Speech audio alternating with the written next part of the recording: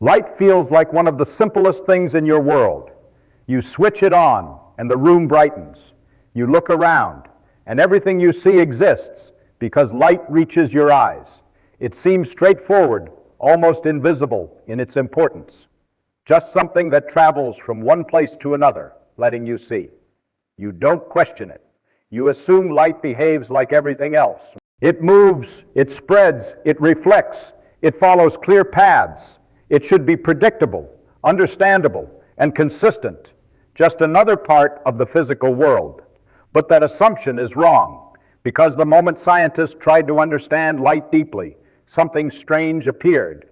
Not a small inconsistency, not a minor detail, a complete contradiction. Light refused to behave like a normal thing. At first, it seemed simple enough.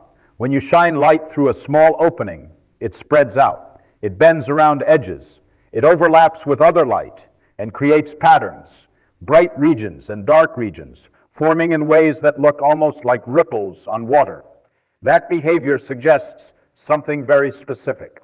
Like sound waves or waves in the ocean, light appears to spread and interfere with itself. It doesn't just travel in straight lines like tiny objects. It behaves like something continuous, something that can overlap and combine. So for a long time, that's exactly how scientists thought about it. Light is a wave. Simple, elegant.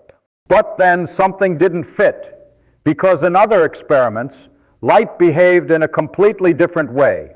Not like a smooth wave, but like something broken into pieces, discrete, countable, almost like tiny particles arriving one by one. That shouldn't be possible. Something can't be both continuous and discrete at the same time. It can't spread out like a wave and also arrive as individual packets. Those are two completely different ways of behaving, two different categories of reality, and yet light seemed to do both. This is where the confusion begins, because your brain depends on categories to understand the world. Things are either one thing or another, a wave or a particle, continuous or separate. You rely on those distinctions to make sense of reality, but light refuses to fit. It doesn't stay in one category. It doesn't follow the rules you expect. It behaves one way in one situation and a completely different way in another. And no simple explanation seems to capture both behaviors at once. This is not just a technical problem. It's a challenge to how you think. Because if something as fundamental as light cannot be described in simple terms, then maybe the problem isn't with light. Maybe the problem is with the way you're trying to understand it. Still, the question remains, how can one thing behave like two completely different things? Because somewhere behind this contradiction, there must be an answer. And discovering that answer will force you to rethink not just light, but reality itself. The first discovery, light is a wave before the confusion. There was clarity. When scientists first began studying light carefully, everything pointed in one direction. Light didn't behave like tiny solid objects. It behaved like something smooth, continuous, and spread out, something that could bend, overlap, and combine.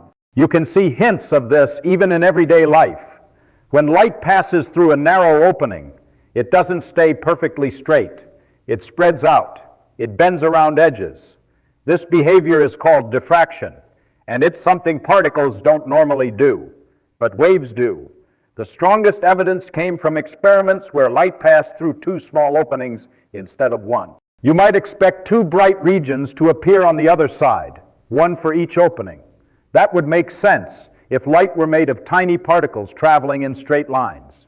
But that's not what happens. Instead, you see a pattern. Bright and dark bands spread across the surface, regions where light adds together, and regions where it cancels itself out. This pattern only makes sense if light is acting like a wave, spreading out, overlapping with itself, and interfering. Think about that carefully. For this to happen, light from one opening must somehow interact with light from the other opening. The waves combine. Where their peaks align, you get brightness. Where a peak meets a dip, they cancel, creating darkness. This is called interference, and it's one of the clearest signs of wave behavior.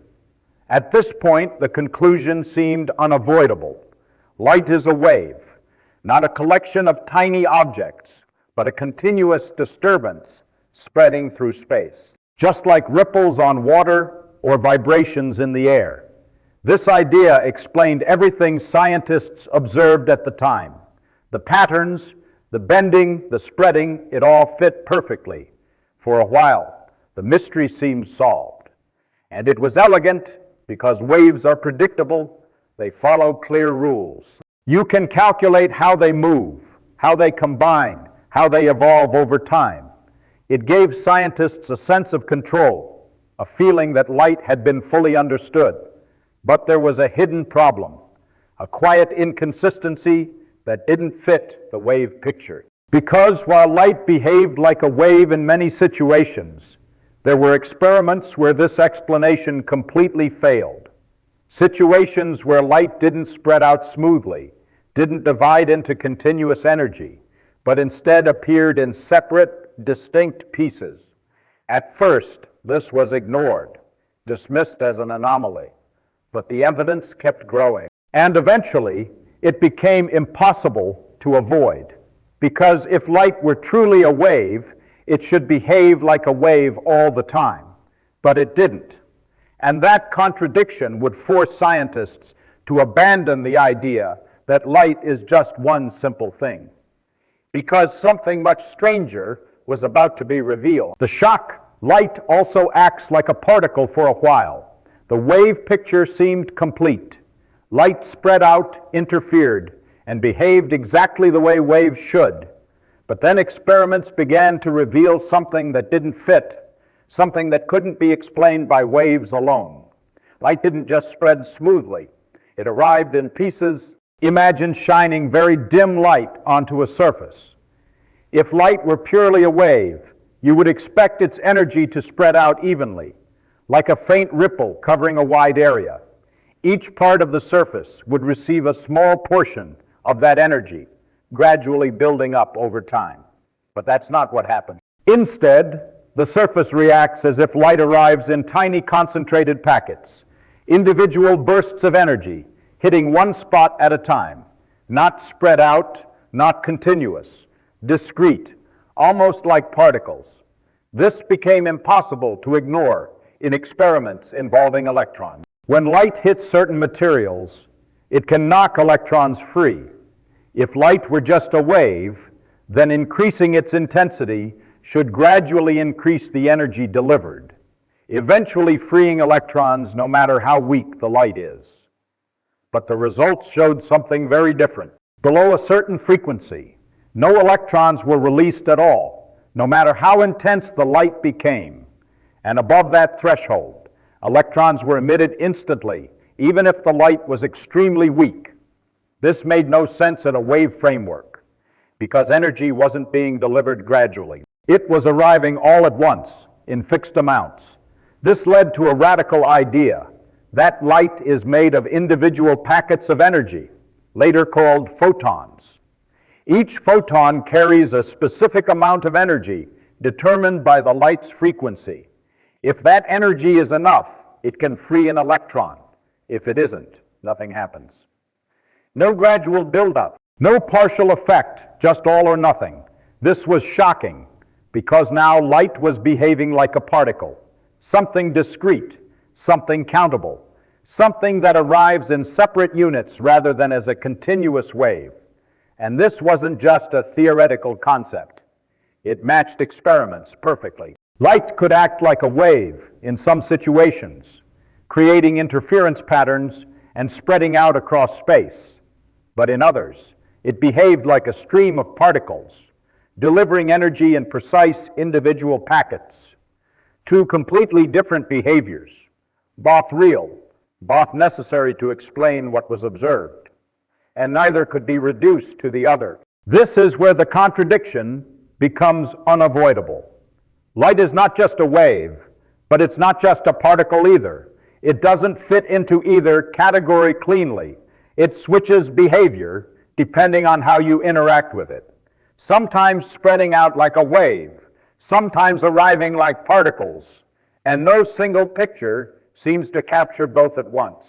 This challenges something fundamental in your thinking because you expect reality to be consistent. You expect things to have a definite nature, one clear identity, but light refuses to commit to one description. It behaves differently depending on the situation, and that forces you into an uncomfortable position, because now the question is no longer what light is. And answering that question leads to one of the deepest and most unsettling ideas in all of physics. The paradox: how can it be both? By now, the contradiction is unavoidable. Light behaves like a wave in some situations and like a particle in others. Not partially, not approximately, completely. And the more carefully you study it, the more precise both behaviors become. So what is it, really? Your instinct is to choose, to say it must be one or the other, and the rest is just misunderstanding. But every experiment resists that simplification. If you treat light purely as a wave, you fail to explain how it delivers energy in exact packets. If you treat it purely as a particle, you cannot explain interference patterns that require something to spread out and overlap. Both descriptions are necessary, and yet they contradict each other. This is where the problem shifts from physics to intuition, because the issue is not that light is behaving incorrectly. It's that your categories, wave and particle, are too limited. They come from everyday experience, where things clearly fall into one group or the other. But at the quantum level, those categories begin to break down. Light is not switching between two identities. It is something deeper that cannot be fully captured by either one. This idea was emphasized by thinkers like Richard Feynman, who pointed out that trying to picture what light really is often leads to confusion. The mathematics describes its behavior perfectly, but any attempt to force it into a familiar image creates contradictions. So instead of asking what light is, physics changes the question. It asks how light behaves when you measure it, and the answer depends on what you choose to observe. If you set up an experiment to detect wave-like behavior, you see interference patterns. Light spreads out, overlaps, and behaves like a wave. But if you design the experiment to detect particles, you observe individual photons arriving one at a time. The outcome is not fixed in advance. It depends on the interaction. This is the heart of the paradox. Light does not carry a single, definite identity independent of observation. Its behavior is linked to how you measure it, not in a mystical sense, but in a physical one. The experimental setup determines which aspect becomes visible. That doesn't mean light is changing itself to match your expectations. It means your expectations were too narrow to begin with. You were trying to describe something fundamentally different using familiar ideas. And when those ideas fail, it feels like a contradiction. But the contradiction is not in reality. It's in the way you're trying to describe it. This realization forces you to let go of a simple picture. Light is not a wave. Light is not a particle. Those are models, useful ways of predicting behavior in specific situations. But neither one is the full story. The deeper reality does not fit neatly into either category. And once you accept that, something shifts, because now the mystery is no longer about light. It's about the limits of human understanding. Why do you expect reality to fit into simple categories?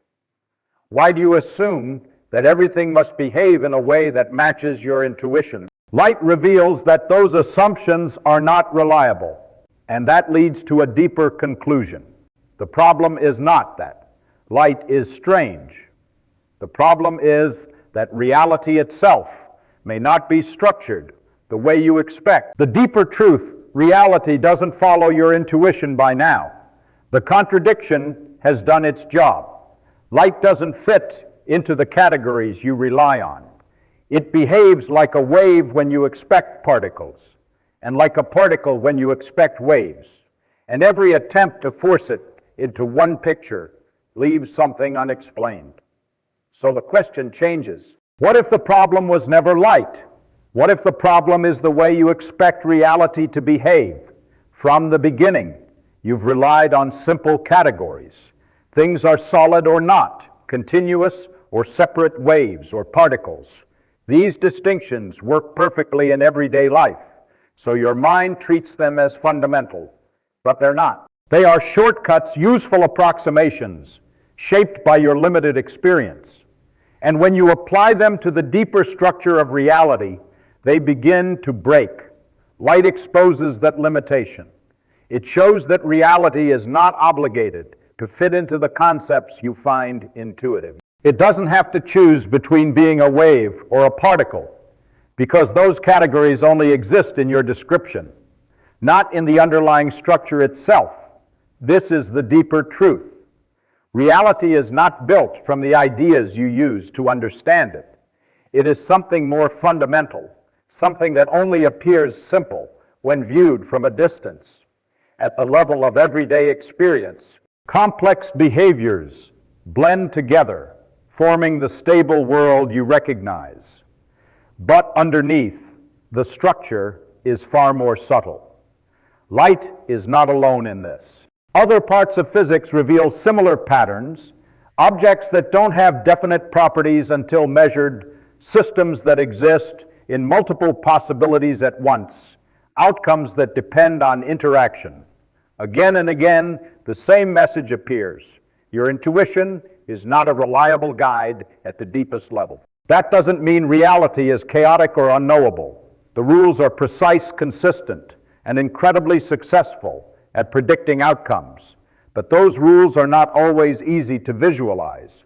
They don't always translate into simple mental pictures, and that creates a strange tension. You can understand the mathematics, you can predict the results, but you can't fully picture what's happening in the way you expect. This is why explanations of light often feel incomplete. Any simple analogy, waves, particles, ripples, bullets, captures part of the behavior, but leaves something out. Each one works in a limited context, but none of them fully describe the whole. And that's the point. There may not be a single intuitive picture that captures reality completely. Instead, you use different models, each revealing one aspect of something deeper, and together they give you a more complete understanding, without ever reducing it to a single familiar idea. Once you accept that, the mystery changes. Light is no longer something that needs to be forced into. A sign that reality operates on principles that go beyond everyday thinking. And the next time you see light, something so ordinary, so constant, you'll know there's something hidden beneath it, not a contradiction, but a deeper structure that doesn't need to match your intuition to be real.